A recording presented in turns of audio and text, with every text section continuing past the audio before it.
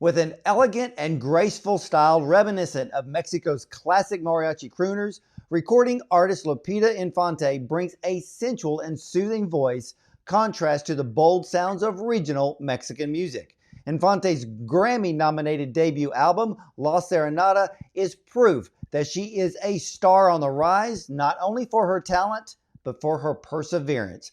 Although heir to the Infante Mexican music and film dynasty, Lupita has worked diligently amidst hardship for her current successes. And after her father's untimely death in 2009, Lupita rose from the ashes and decided to pick up the torch of the Infante legacy.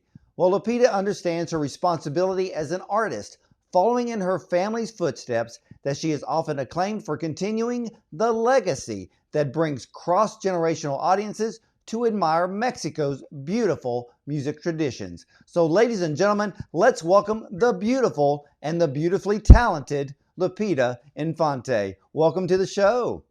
Hi, thank you. Thank you for that amazing introduction and really happy to be here and just share a little bit about, what's going on and this incredible journey through music.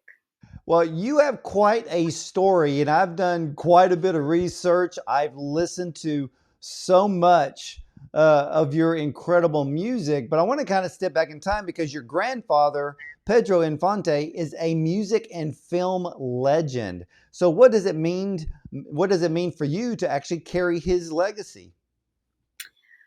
Well, it is like you said, he truly is a legend and an icon in Mexican culture and even Latin American culture, and just, really putting all of that into perspective.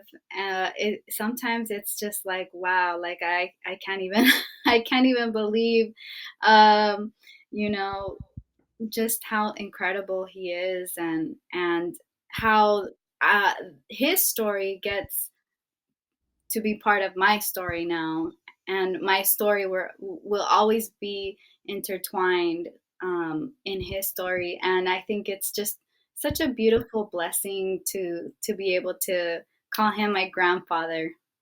Well, you have a legacy to be proud of. And for you, though, why is it so important for you, especially, to uphold Mexico's beautiful music traditions and keep it in the forefront of your audience? When I first started in this music, it was very just seemed kind of natural to me. I was always around mariachi music, and you know, it's always what I would see, being performed, and it kind of came very natural to me. But at the same time, I do see, especially being here in this country and with so many migrants, from Mexico in this country, I think it's such a beautiful thing to bring these traditions, this music, this culture back to life on the stage. And I think it really does something special for everyone who is here from Mexico, and it takes you back to certain memories. Or even some people tell me, like every Sunday we used to sit down, and we used to watch your grandfather's films. And when I think about your grandfather, I think about my family. And now that you're, doing his music and singing on stage, it just brings me back to that feeling of feeling good and feeling, in that family space. And so I think it's a lot of that. And sometimes it's just such a beautiful feeling to be able to share with people. Well, when you were younger, did you feel that you were going to get into music or even into film based on what your father was doing? To be honest, I've always been a big music fan, but I mean, aren't we all, right? So I love music, all kinds of music, all kinds of genres. I've been inspired by all, everything you can think of. But I didn't see the path to making this a professional career. And once when my dad passed away in 2009, that was kind of like, for me, the deciding factor of like, okay, I think I'm going to take this seriously. I'm going to, try, and I don't even know what it's going to look like. I don't know what steps to take, but I'm just going to start this journey. And I did. And, now it's been, I don't even know how many years. I don't want to count. It's been a few years, and I was able to find incredible people to work with, an incredible team. I was on this television show in Mexico City. This was back in 2017, so about 4 or 5 years ago now. And it's The Voice, but Mexico's version of The Voice. And that's actually where I found the team that I've been working with and who has helped me develop as an artist. You got to have some stuff, some talent, some worth ethic, but then you have to find that unique team of people who really believe in you and who will really take you to that next level. And I really found that in my management team. And 4 years later, I'm just like, I'm surprised at how many beautiful experiences I've had and just how much growth I've been able to see and how much development. And I just think it's incredible. And the more I get into this, I feel like the more connected I am, to those roots and to my family and to my father and my grandfather, just because of all the people and the stories that I get to hear from, you know, being in music. Well, what was it like to be nominated for a Grammy on your debut album? Well, I was not expecting that whatsoever. It was it was so crazy.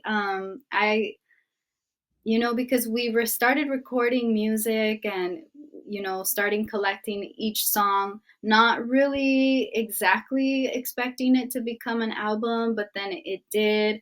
And I worked with some incredible music producers from San Antonio, Texas, and it just kind of all came together. And I have some original songs in there too, and even one of the songs was nominated for a Latin Grammy. And actually, the Latin Grammy nomination happened first for an original song. So I was already like, wow, like this is already, too much, and it's incredible. And because of that nomination, I got to perform on the Latin Grammys, and it was an incredible performance, incredible experience. And this was all during the pandemic, so it wasn't the typical Grammy experience or Latin Grammy experience. So there was no audiences, everything was virtual. But nevertheless, it was incredible. And then after having this nomination for a Latin Grammy and an incredible experience performing on the Latin Grammy stage, then I get a phone call and it's like, you're nominated. And I was just kind of like, wait, what do you mean? Like, for what? Like, again? Like, oh my gosh, okay. And then you're nominated for a Grammy, your album got nominated. And I was just like shocked, like, wow, that is incredible. And you know it's something that's going to follow you for the rest of your career. And it's like a title that's like Grammy nominated. It's just very special. And during that time too, it was like the pandemic, there was no live performances going on. So I was like as broke as you can be as an artist, of course. And here I am, nominated for a Grammy, and I'm just like thinking, oh my gosh, like I think I have to go get another job because I don't know if I could do this. But just right after, all kinds of opportunities started coming, through the door because of being Grammy nominated. And just thinking about all of those other artists who are out there trying really hard, and it's just it gets tough. And I got so lucky or blessed, or the stars lined up, I don't know. But I'm just so happy that everything happened the way that it did. And yeah, it's something very special that is still a blessing and opening doors for me Well, today. Lupita, I have to tell you this. um, I watched your Latin Grammy performance, Morosito Corazon, and I was taken back by the absolute beauty of not just the song, but just the filming of it alone. I mean, Yeah. with you singing and your look, I mean, everything was absolutely perfect. And when I was listening to the song, it reminded me of the days of old Hollywood, as the song and the arrangement was, I guess the only way you could explain was it was just very romantic in nature. And I could actually see and hear your voice and even that type of song being including in a major motion picture. Oh yeah, yeah. And that song was in my grandfather's film. So it's one of his most recognized songs, and then one of the most recognized scenes of this incredible film. And then to be able to do that for Latin Grammys, and it was like a sort of homage to my grandfather too. And then that dress, oh my gosh, it was just like it was like I don't know how many pounds. It had to be like 18-20 pound dress, but it was so beautiful and just it filled up that stage. And the mariachi that was there with me was Mariachi Sol de Mexico de Jose Hernandez, and they're, I think, one of the most incredible groups on the planet who just make incredible music. And like you said, it honestly came out so perfect. I couldn't have asked for a better performance because I was very nervous, no pressure, of course. So it was just a great time, and to have that memory live, on the internet, and it's just so amazing, and it was Oh, it it feels was, like a dream. yeah, I mean, ladies and gentlemen, you literally have to go on YouTube to watch Morosito Corazon of Lupita Infante performing this at the Latin Grammys in 2020. It will literally blow you away. If you've never seen it, you've got to watch it. It is, to me, it was probably the best 4 minute film I've ever seen. Because it was, like you said, it was literally perfect. And Lupita, I love your range of music because even with your song Serenata, it's very traditional in sound. So it reaches a very wide range of demographic for people who will gravitate to the song and just love it. Then you have your brand new single, Hazma Tuya. Tell us about that one. So Hazme Tuya, it was a song written about almost a year ago now. And I went to Sinaloa, Mexico, and that's where my grandfather is originally from. And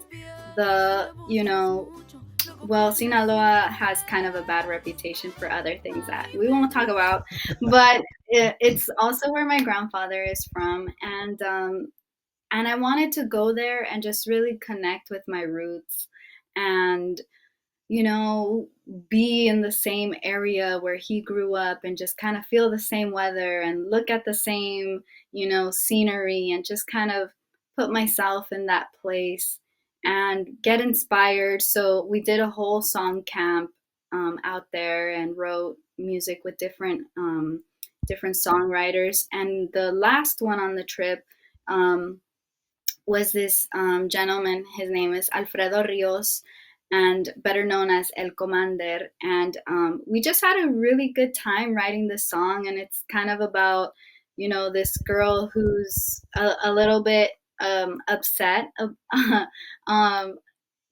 because this guy who she likes is kind of pulling her back and forward. It's like, you kind of like me, but then you change your mind. So it's kind of like, okay, I need you to make up your mind and, make me your girl, or else. So it's kind of what the song is about. And it's supposed to be kind of fun and a little bit kind of sassy. And so I think you can hear that reflected in the music. It's really upbeat, and you can hear all these instruments from different regions of Mexico. You have this requinto sierreño, and then you have the accordion, which is very like northern Mexico, Texas, of course. So you have a little bit of these different influences. So it makes it I don't know. It kind of expands its, the regions of Mexico, talking musically. And then, yeah, like you said, Serenata is very, very traditional. And that was done very purposefully because of, even me watching my grandfather on film give all these incredible serenatas. And even hearing stories about him taking serenatas, to different special ladies in his life. It's always been so inspiring, and Well, it's yeah. well, what I love is your music is very broad range. I mean, because you literally can sing anything.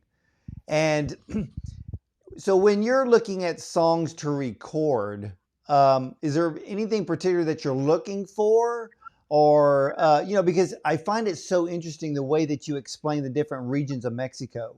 And, Mm, the last time I've ever heard anybody explain something like that is I had gone to Ireland uh, a few years ago, and I was shocked on how the Irish would tell me, well, yeah, so and so's from that region because you can tell it in their accent or their voice, and I'm like, why? You all sound the same, but but at the same time, the music is different. So for you to explain the different regions for you when it comes to either choosing a song or songwriting or wanting to record a particular song, is there something that you look for in particular, or is it just kind of like the vibe just hits you at the right time?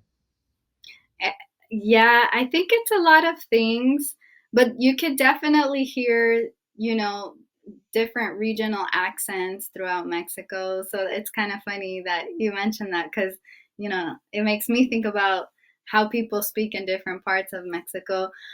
But every song has its, and then when you write a song, it's kind of like, I guess, your child. I mean, I don't know, I don't have any children, but maybe it's like your child, where you love that song for different reasons. And every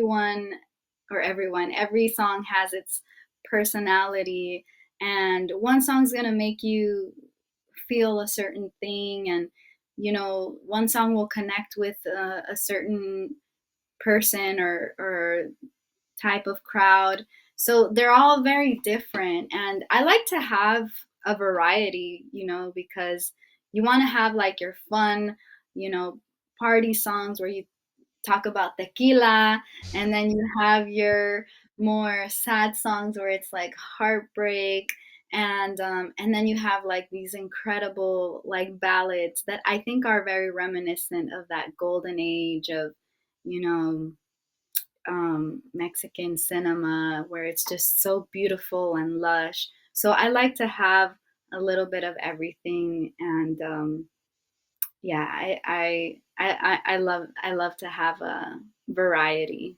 Well, let me ask you this because you are the talent ambassador for Jarrito's Mariachi USA Talent Search. Now, is this a brand new music competition? So this is the first year that the talent search is taking place. So every year, for over 30 years now, there's been this incredible festival, mariachi festival, that happens at the Hollywood Bowl. So it's called Mariachi USA. And I think this is the very, very first year that they decided to have a talent search. So as an ambassador, I was inviting a lot of these younger generation musicians that I see a lot on tour, because I either work with them, or they're part of these conferences, or they're touring themselves.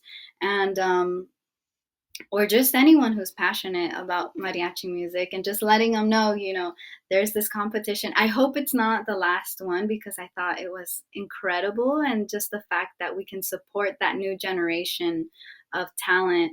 And so this year's winner was already announced. It's someone from southern Texas, from the Rio Grande Valley, who won. An incredible, beautiful young lady. So she's going to be performing at this year's Mariachi USA Festival. And yeah, she won. She gets to take home the grand prize of $5,000, and she's performing on at the Hollywood Bowl stage. So it was incredible. So this Saturday, June 18th, I'll be there in the audience, and I can't wait to see her performance. And hopefully, Jarrito's Mariachi USA Talent Search continues, because I think it's such a beautiful.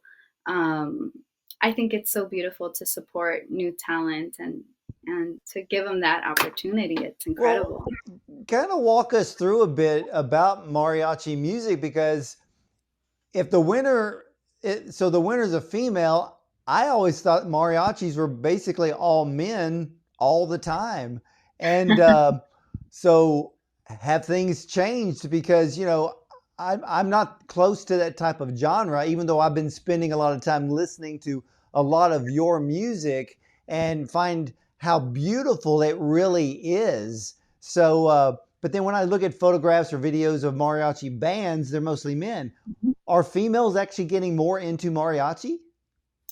Honestly, I see so many women, especially, in some middle school and high school classes that I've just been visiting. I'm seeing a lot of women, um, but I think historically it's always kind of been male dominated. Although it doesn't mean that there hasn't been females or female groups. Historically there have been, just not as many as the men. A lot less, actually. But I think more and more we're seeing it, and there's so many wonderful professional mariachi all female groups who are incredible. And but yes, definitely very male dominated, but it seems like things are changing. So we'll see. Maybe next year, who knows? It might be a girl, might be a guy who wins. Just Well, you never know. well, more power to the ladies out there. So breaking ground and breaking the glass ceiling everywhere they go. So that is an incredible thing. Now tell us about well, your performance actually, because recently you sang the national anthem at a Dodgers game. What was that like? That was so much fun. I've been, you know, part of singing the national anthem for the Dodgers since maybe 2019, and it's been so much fun because I got to sing it already twice this year. It was for opening night at Dodger Stadium. So they had the fireworks and they had the jets flying through the stadium, and it was just, that was an incredible, I mean, it doesn't get any better than that. I felt like so honored to just be a part of it. And then not too long ago I also performed at Dodger Stadium. So certain they're doing like this Taco Tuesday celebration every Tuesday, and then they have mariachi music throughout the innings. So they had asked me to do the national anthem, so that was fun. And it happened to be the manager Dave Roberts' birthday, so I got to sing to him happy birthday too, and that was really cool because I don't know, I guess I got starstruck, like, oh my gosh, it's Dave Roberts. I see him on TV all the time, coaching, getting mad when they're not doing well. So, to me, it was just so special. And then during the innings too, I got to perform a few songs, and that was fun because the crowd just goes wild. Like they just love it, and it was just so much fun. They put you on the big jumbo screen, and it was great. It was really great. Well, you recently got signed to the Sony music label.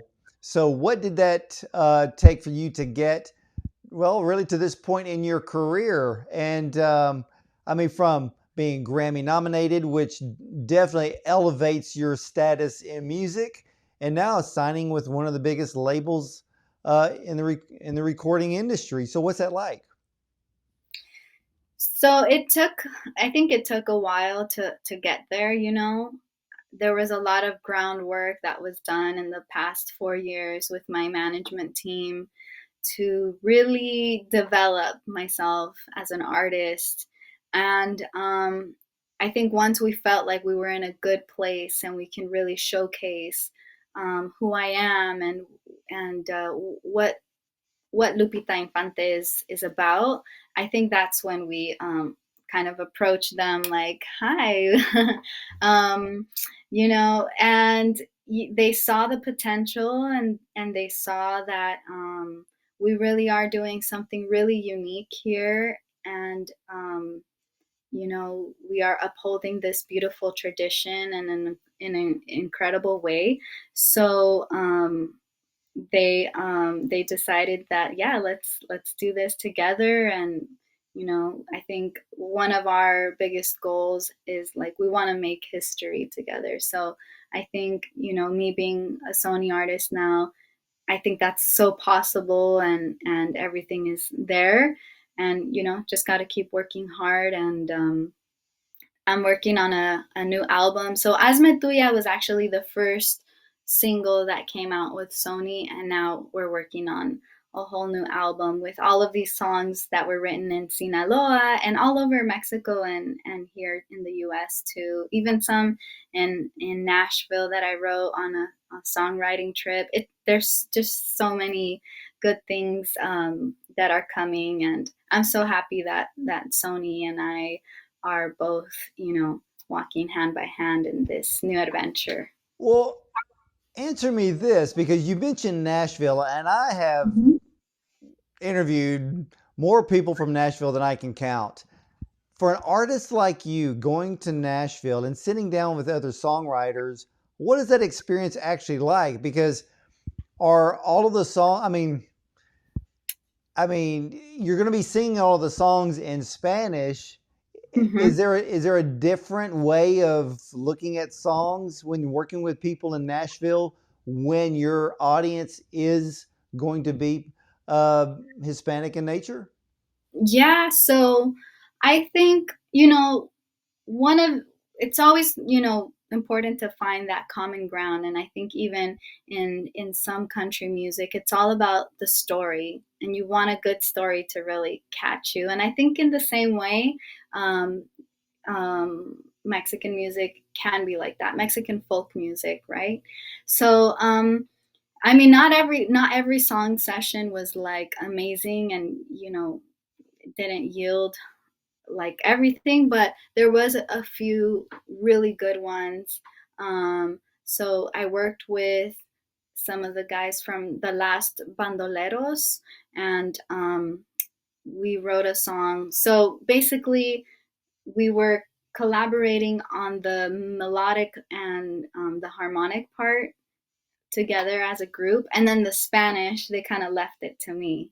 So that's how that one of them worked. And then there was another songwriting session um, where I got to work with these incredible songwriters. And with them, it was more okay, we're going to do just a song in English. And then I'm going to take that song and then later translate it into Spanish. Well, are there any, do you have any future plans in actually recording an English language album? I think in the future, that's completely possible. And even, you know, seeing Linda Ronstadt, she's one of my biggest inspirations because she did both languages. And well, she did like rock, country, and mariachi music, and opera. So she did everything, and she did it so incredibly well. So I feel like, you know, it, anything is possible. So I definitely do believe in the future there's going to be an opportunity like that for me too. Well, what do you hope to achieve in your musical career? Well, I want to hopefully just, you know, touch as many people as I can with these songs and with my music, and for them to really enjoy it. And I think that's, my greatest accomplishment, when somebody comes to me and they said that what a great show, or I love that song, or I have that song on repeat. That's just kind of like, ah, thank you so much.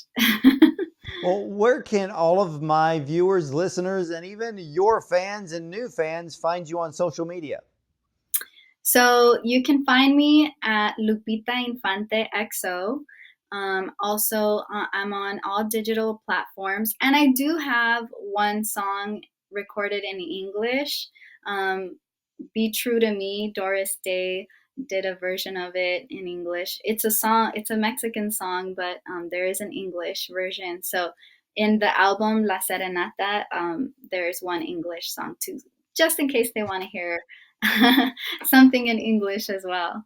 Well, I think that Spanish is a beautiful language. And when you sing it, it's even more beautiful because you are just so incredibly talented. And ladies and gentlemen, you need to learn more and follow Lupita Infante. Just go to lupitainfante.info. It's right there at the bottom of your screen. Follow her on Instagram, Facebook, wherever she's at.